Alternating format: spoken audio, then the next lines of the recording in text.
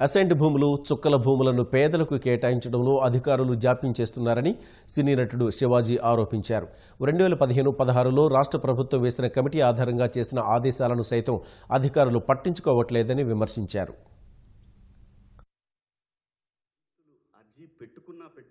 Application పెట్టుకోకపోయినా మీరు ముందు అర్జెంటుగా ఈ 5 లక్షల ఎకరాల భూమిని చుక్కల భూముల్లోంచి తీసేసి రిజిస్ట్రార్ ఆఫీస్కి పంపించండి.